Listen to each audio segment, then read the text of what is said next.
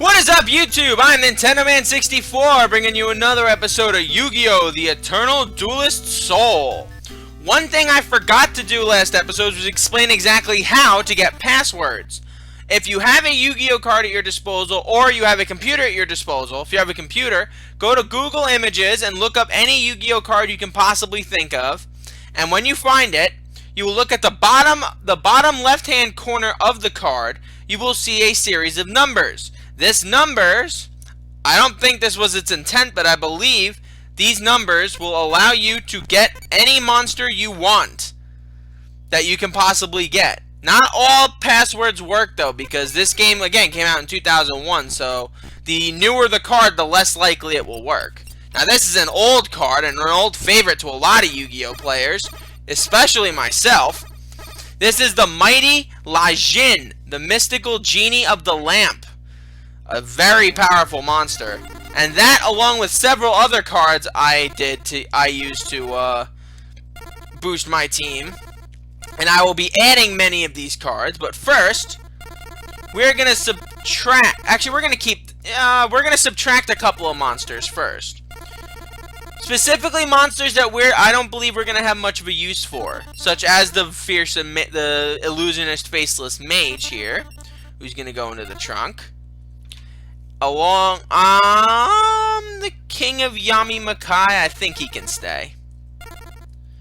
What else we're gonna get rid of Metabat, which we have no use for. And we're gonna get rid of you as well. And you.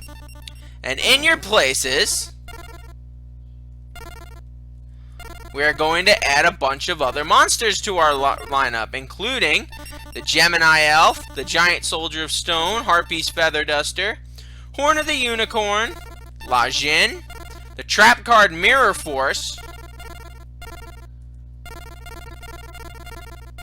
and the Mighty Vorse Raider. I'm gonna keep the Blue Eyes White Dragon out for now, because the last thing you need is to draw monsters you can't summon early on. So, with that said, we got our 2 victories against Tristan in the last episode, so let's challenge Taya. You really want to duel with me? Me? Wow. Okay, I'm going to make you sorry you ever met me. Okay, I'm ready. Let's start. Alright. Let us go with scissors this time, and let's go first. And the cards we drew. I saw Gemini Elf there, so we got a good hand right there with a powerful monster like that. We got great defensive monsters, great offensive monsters. I have a good feeling about this duel so far. Now, Taya is the first one to incorporate seriously powerful monsters. You have to tribute summon monsters. Now, most of her monsters are generally weak, but she does have a few that are really problematic. Most commonly being the Cybertech Alligator, which has more attack power than even the Red Eyes Black Dragon. The only problem is it doesn't have that much defense. So what you want to do is... Oh, shite, I did not mean to do that. Oh, crap. Oh, crap. Oh, well. There's not much else we can do there. And we're in deep doo-doo right now, because unfortunately, I did the big mistake of allowing that to happen, but I can use Call of the Haunted to rectify that mistake and revive my Gemini Elf. Nope. She also incorporates a few powerful magic cards, including Raigeki, which I just drew. Now, Raigeki you want to use sparingly. Now, I'm not going to use it because I'm afraid she's going to summon one of those powerful monsters of hers, so I'm going to save that just in case I get a monster I can't defend against. So, just in case, let's pulverize her monsters and beat her into submission early before she can summon that Cybertech Alligator. That monster has given me nightmares when I battled her. Let's see. Defensive mode. Okay, fine. Oh, hello, Summon Skull. Goodbye, Rogue Doll. Hello, Summon Skull.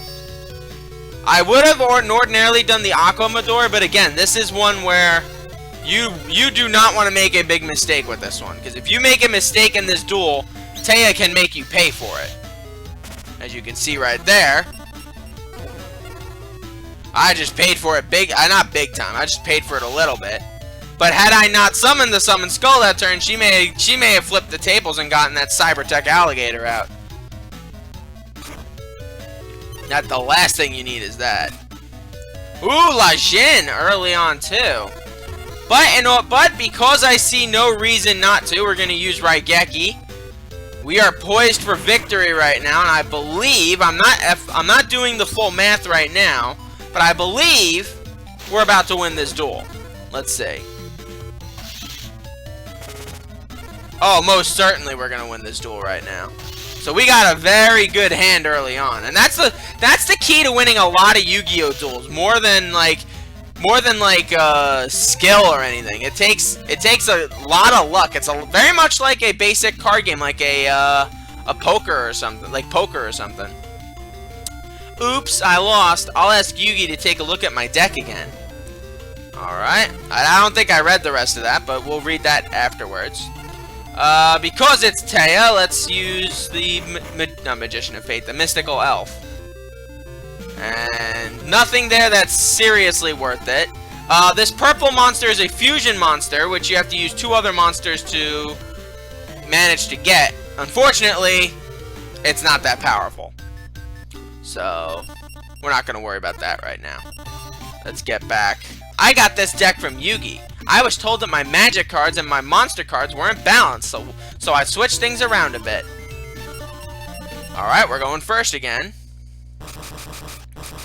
I like to keep it this way. I like going first in these games. Now, you may not be able to throw the first punch, but you're able to set up a strategy without needing to worry about dealing with a high-powered attacking monster. In fact, we'll be able to set Taya up for a huge disaster coming up. Alright, Key Mace. It's a pretty decent monster, but not nearly strong enough to take out the Mystical Elf. Alright, Swords of Revealing Light would be somewhat useful if I did not already have the means to destroy this thing, but I do. In fact, we're gonna use the Black Pendant. I don't want to look at that M Warrior right now. I want to look at the Vorse Raider. Give him a big attack boost. And what we're gonna do is we're gonna use Vorse Raider, and he's gonna neutralize this Key Mace and give us a pretty big lead within the first few turns. Now, it seems very easy now, but later on duelists will incorporate new strategies, use field cards, all that jazz. It's kind of... Oh!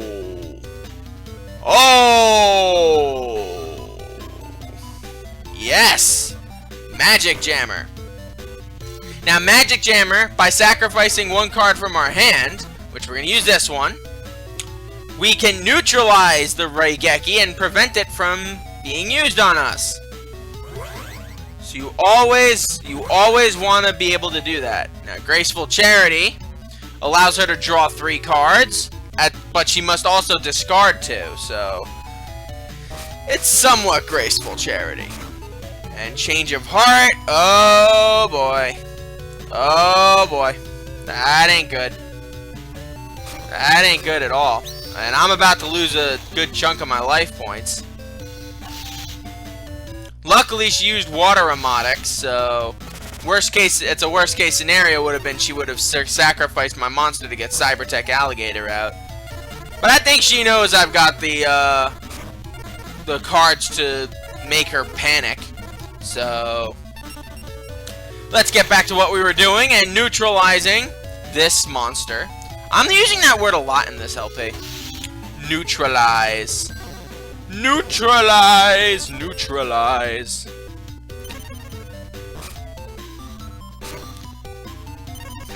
Let's see. Ah, good. Just the monster I was looking for. The Giant Soldier of Stone. battle phase. There are very few monsters that can withstand a monster of the Vorse Raider's attack power. And that definitely ain't one of them.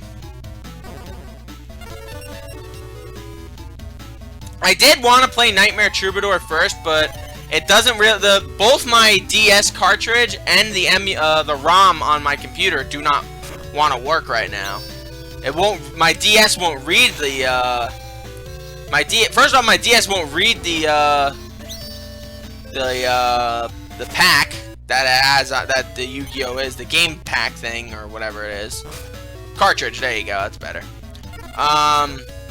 And now the ROM, it works way too slowly. Like, I would show it to you, but it's kind of pointless to show it to you right now because I'm probably not even gonna even get to playing that game unless I do it on my what's it call it, on the actual DS. And even then, I'd have to get a new cartridge for it. So that is probably gonna be a no-show early on. Okie dokie. Alright, Harpy's Feather Duster is a very powerful magic card that actually got banned from most later games. Harpy's Feather Duster destroys all of your opponent's magic and trap cards. Now, she does not have any magic or trap cards. And Taya is not one of them that would bring up that. So, let's see. Wow. Who has a monster like that on their deck? That's insulting, Taya. You only got one punch-in on me this entire match. And had you taken better advantage of it, you could have actually thrashed me in this duel. But that was Taya Gardner. Very much not as easy as Tristan was, but still fairly easy. Oops, I lost. I'll ask Yugi to take a look at my deck again.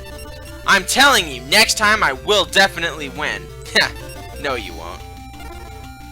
Alright, and other than Urabi, which is that dinosaur card we already have in our deck, there really isn't anything useful here. Like, Zombie Warrior is the most pointless fusion ever, but whatever. Okay, that was another episode of Yu-Gi-Oh! Thank you guys for joining me. I'm Nintendo Man 64. Join me next episode where we actually take on the... Well, he's not exactly the face of Yu-Gi-Oh! Anymore, since they definitely moved on from the anime. But we will take on Yugi Moto next episode. I'm going to be dueling a little bit more so I can boost up the cards I have in my trunk, so I'll have a bit more respectability and, to be honest, more... trying to get the right word. More variety, there you go, in my trunk. So I'm going to be battling Tristan a little bit, so we can get to the 5, so yeah. That is it for now. Until next time, sayonara.